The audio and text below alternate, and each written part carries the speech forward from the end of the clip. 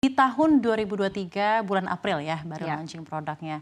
So far, how is the reception in terms of financial numbers? Bagaimana revenue-nya so far? Tadi seperti yang Mbak Mesty sampaikan, alhamdulillah sudah profitable sejauh ini. Ketika memulai bootstrapping kah atau memang sudah ada funding dari VC? Bagaimana Mbak? Ya, jadi tentang anak awalnya mulai bootstrap dengan modal 20 juta rupiah waktu itu untuk bikin buku anak. Nah, kemudian setelah itu ternyata banyak investor yang tertarik sehingga akhirnya kami diinvest salah satunya oleh Goodwater di USA, kemudian Sequoia, sekarang yang berubah nama jadi Peak 15, kemudian ada Insignia, ada Ventura, bahkan Paragon gitu. Jadi Paragon Wardah ya? Paragon Wardah salah satunya. Nah, jadi setelah itu kami fokus melihat mana sih bisnis model yang paling promising dan scalable gitu. Jadi setelah itu kita jalankan Expert Care, ternyata penerimaan masyarakat baik sekali. 1 tahun pertama kita growth sekitar 600%. Di tahun kedua ini kita growth sekitar 400% gitu. Jadi dari situ kemudian waktu itu keluar juga dari Kompas, kita masuk top 5 skincare anak di e-commerce, bahkan bersaing dengan produk yang sudah established perusahaannya.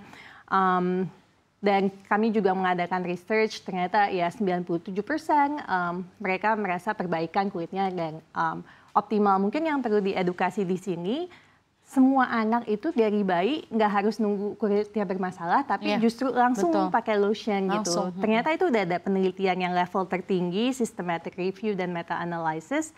Bayi yang pakai lotion setiap hari itu menurunkan risikonya mengalami dermatitis atopik atau eksim sebesar 40%. Dari umur berapa? Dari bayi baru lahir setiap hari selama setahun itu penelitiannya udah ada menurunkan risiko dermatitis atopik.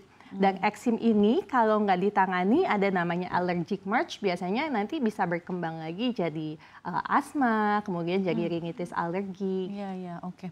Mbak Mesty, ketika initiating these products, itu risetnya kan seperti yang tadi Mbak Mesty sampaikan, tim ahli desa Anda sudah banyak gitu ya. Cuman untuk produk-produk raw materialsnya ini apakah mostly dari lokal atau dari luar?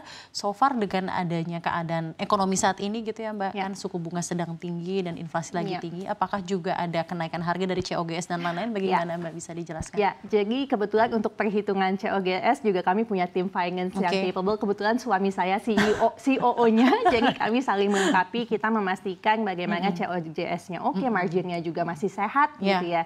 Tapi untuk bahan baku ada yang lokal, ada yang import juga.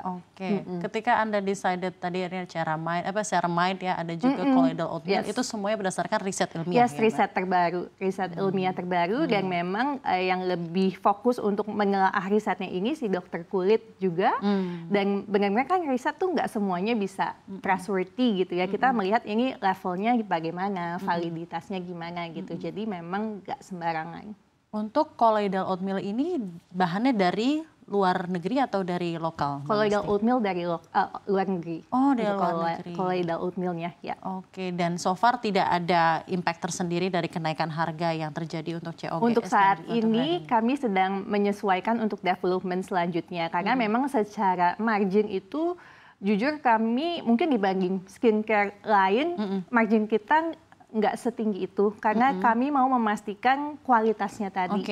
Jadi gimana kalau misalnya kualitasnya tinggi, pasti susah untuk harganya benar-benar ditekankan. Jadi kami mencari keseimbangan antara tetap menjaga kualitas dengan harga yang masih bisa lah affordable. Kami melakukan market research juga, berapa sih basket size dari orang Indonesia, AOV-nya berapa gitu. Jadi ya kami berusaha memastikan kualitas yang optimal.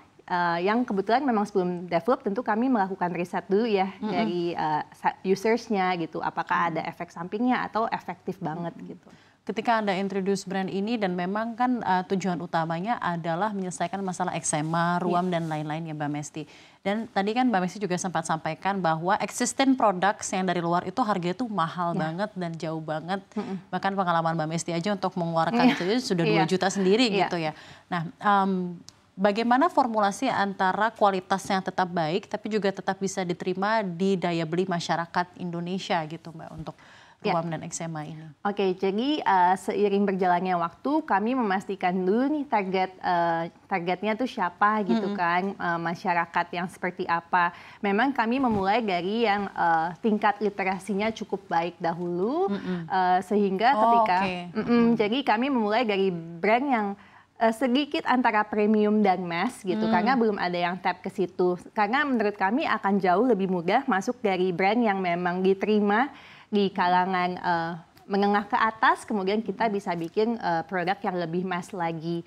Jadi saat ini memang kami memastikan untuk harganya sendiri mungkin kita terlihat lebih premium, tapi nggak jauh dibandingkan dengan mass product gitu. Lebih sedikit di atas, tapi memang karena proposisi kami memang ini produk yang berkualitas dan dikembangkan oleh expertnya gitu.